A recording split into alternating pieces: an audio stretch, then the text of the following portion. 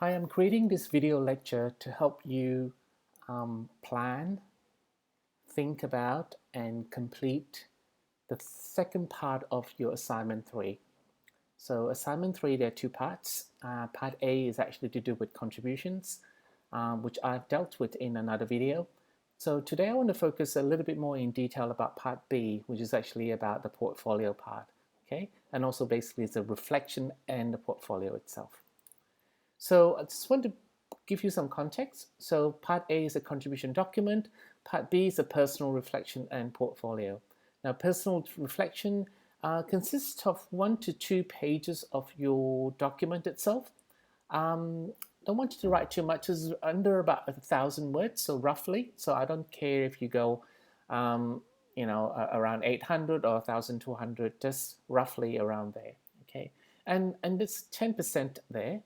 And the personal reflection is related to you to talk about your growth in the subject itself, about your learning about interaction design, especially about user experience, and what changes, probably describing the changes in how you understand the different topics and how you understand interaction design. How have you kind of developed your skills? Um, and also the reflection needs to reflect and refer to the different samples that you provide in your portfolio. So what you write about in your reflection, you can use the samples as kind of, oh, look at that, that's an evidence of what I'm talking about here about my skills. Okay, I'll talk about it more later. And the other part is actually 10% also consists of the samples that you show us. Okay, so we're looking at 5 samples of your best work. And each of those work needs to be annotated. So they need to be description about what it is, why have you chosen this, why should the reader or the audience appreciate this particular sample that you've chosen. And you need to choose, you can choose it either as part of your own individual work, so things that you've done by yourself, even in a group work, things that you've done kind of to think to help to the group, so that's contribution to the group, or things that you've done on your own in the first half of the subject itself.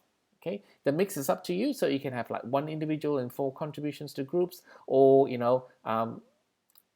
I don't want to have, I don't want to see where there's no individual or there's no contributions to the group. So there should be at least one of either individual or contributions to the group.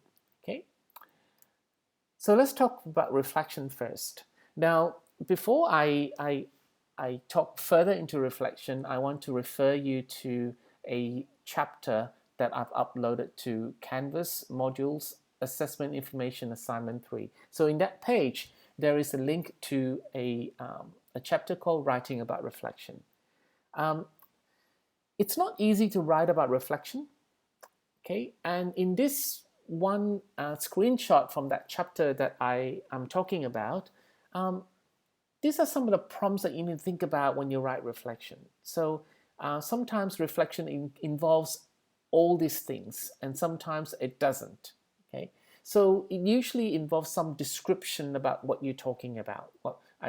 In this sense, are you talking about the subject itself? Are you talking about a certain process? Like doing design or working in a team. Okay, so like what were the details of the situation I was presented with? What was my role? What happened? Was there a critical incident that I observed? What did I do? What did others do? And what were the outcome? Okay. Also, it could include how you felt about something and whether your expectations were met. Okay. And there should be some evaluation about what the process was like. Did I, on reflection, realize that what I did was actually too superficial? I need to go deeper. Okay, and so that also links to an analysis. We want to be able to hear whether you realize or whether you are able to look back and say, okay, I now know what I need to do. Okay, I can see the bigger picture. Okay, and there's a conclusion. And sometimes we like to hear about whether you know what your action plan is. What would you do? So if there's some weaknesses that you've noticed from this course, what do you think you can do with it? Like, is there a particular course that you can do? Is there a particular something, a skill that you can pick up, and how do you think you're going to pick that up? Okay, so use this to guide you. You don't need to look at all the questions. So not every sub-element of the reflective process may be included in your specific task. Furthermore, you do not need to answer all the questions as part of your self-evaluation. They're mainly provided to help you focus your thoughts and responses. Okay, so you do not need all of these questions, but they are good to sort of look through and say, oh yeah, okay, this would help me to start writing a reflection. One way to start doing this is actually choose the skills that you want to reflect on. Okay, for example, skills at creating an artifact like a persona. So you could choose one skill as a set of skills to reflect on. Okay, so the first one could be about creating a persona. Another one could be about interviewing. Okay, the third one could be about low fidelity prototyping. Okay, and each one of those you need to demonstrate and talk about how you learned it, how the learning occurred, how the learning changed you, how the learning changed the way you thought about something, how the learning affected your thinking about other aspects of interaction design. Okay, you could also choose an understanding of how to create something. Okay, you can also choose the understanding of a process. So as I said before, it could be about how to do prototyping. Okay, so you can start with different skills to guide your reflection. So your reflection is guided by a set of different skills, and then you explore the different skills, talk about how you developed it, what you learned, how the learning changed you, what are some things that you learned particularly about that skills. Okay. Words that we usually see in reflections, are some things like, I realized, means after doing something you realize something. So upon reflection, when I look back, or looking back, okay, and moving forward. So here are some of the things that you could start formulating your reflections. Okay, so for instance, there might be an introduction, and then you'll have your skill one, and you describe it you reflect about your skills. Okay, that particular skill, it could be creating a persona. Okay, and then you talk about your skills, reflect about it, describe whether what you think about your persona creating skills, whether you've improved, and how do you know you've improved, or if you still think that you need to develop, what you need to do. And of course, when you're talking about the persona, you can talk about, look at portfolio item number 1, where there's a persona there. So in that persona, I can demonstrate what I've done. So this reflection section allows you to talk about your skills, and then you can link it to an item in the portfolio later on. So there's a skill 1, skill 2, skill 3, skill 4. But it's no definite number of skills. I'm not saying you need to put 4 skills. You can be only 3 skills. Some people have 5 skills. It's up to you to decide what evidence you have to support your reflection as well. Okay. Another way of doing it is actually to introduce yourself and say, I want to do 2 reflections. And there are 2 reflections that describe different journey that you had in your advanced interaction design. Okay, so where you start talking about the different skills, one skill at a time. You talk about you analyze that skill, you evaluate it, you link it to a portfolio item. Okay, so it's more like a journey essay to talk about different things together, and then you refer to different items, and then you talk about another reflection here. Okay, so this is more difficult to write because this requires you to really think about the story much more. Here, you basically kind of talk about each one of them separately and then link it to the items below. So, and also how you present them on the page itself. Okay, I would say that 90% of the students will present something like this. Okay, just on a white background, as if they're writing an essay. So this is probably an introduction here, and that's related to skill 1, another skill here, another skill here, another skill here, or maybe there's one skill just up here, another skills down here, and then a set of skills down here. Okay, so the reflection is written just like that, like an essay. About 10% of the students might, about 10% of students might go a little bit more creative. So they might put, they might make it a little bit more visually interesting, like saying like this is reflection 1 of 2, it's an introduction, and then there's like a design thinking. So that's a skill that the person want to talk about, the design thinking. And then there's something else that the person want to talk about. You can see how this person has actually created a heading, so it's easier to read, whereas this person just relies on bolding. Okay, and then another skill is like user interface design here. Okay, so this person basically talk about 3 things in this reflection, and then link them to the different portfolio items that you can see after the reflection itself.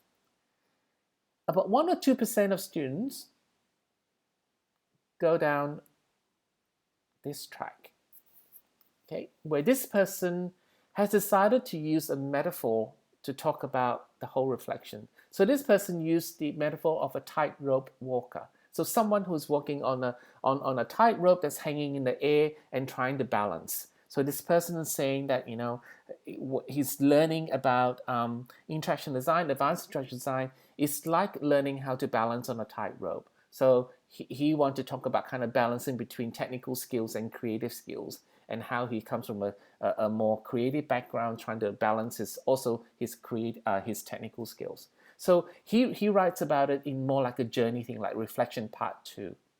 Okay, and he uses metaphor really, really cleverly, okay, throughout. Now, of course, this one creates an immediate emotional connection with the audience itself. Okay, so when I saw this, I immediately kind of was drawn to it because it was interesting. It was not boring like something like this. It was not even kind of, you know, this is nice, but you know, it's still very standard.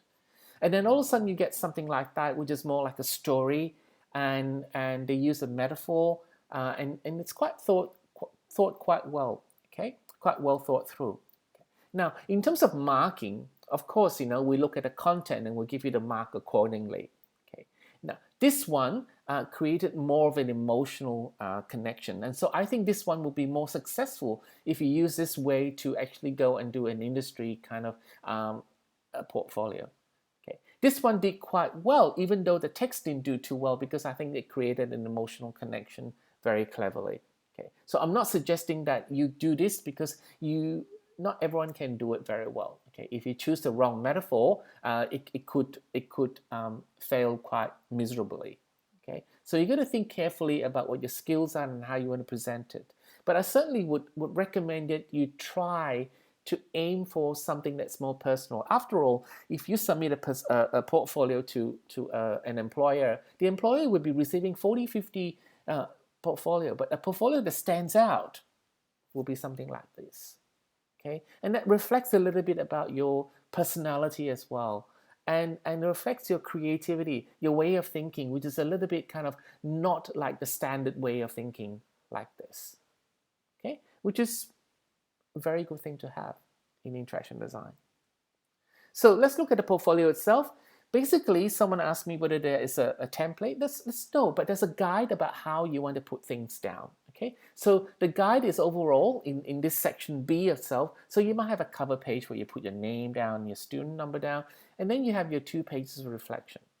And after that, all you need to do is submit the 5 different samples that you've chosen from your work as the portfolio.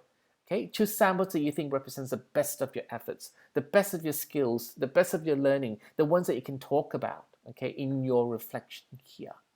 Right. Now, some of the requirements are the fact that, you know, there's going to be 1 sample per page. You don't want to put 2 samples in 1 page. That's not right, okay? Because you want to give it room. Because also, you want to annotate them whether it's actually personal or group. Okay, so there might be 4 personals in 1 group, or there might be 4 groups and 1 personal, or 2 personal and 3 groups. But you choose according to the quality. You want to choose the best quality one and the relevance to your reflection and what you think it's your growth, what you think is the skills that you have grown, what do you think that you are good at, okay, at the end of this subject itself. Okay, and as I suggested in the previous slide, be creative with your presentation if possible.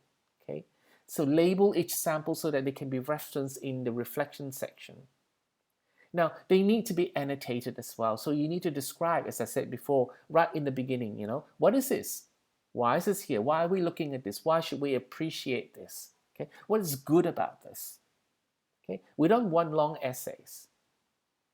So these are some examples of what people do. Okay, so these are 4 different examples. So this person was talking about prototyping. So they're annotating, they're describing what's going on, and this is a group submission, a group contribution, and here's a description more in detail about it. Okay, this is another one from another person talking about their use of Terra ideation card. Okay, and what they learn about it and how they think about their own ideation skills at the end. And this person talked about the medium fidelity prototyping of an interface. Okay, and this person talked about using a 3D illustration software to create a prototype for a pill container. Okay, and this is the descriptions of that, and basically talking about why this is important and what skills this person is talking about.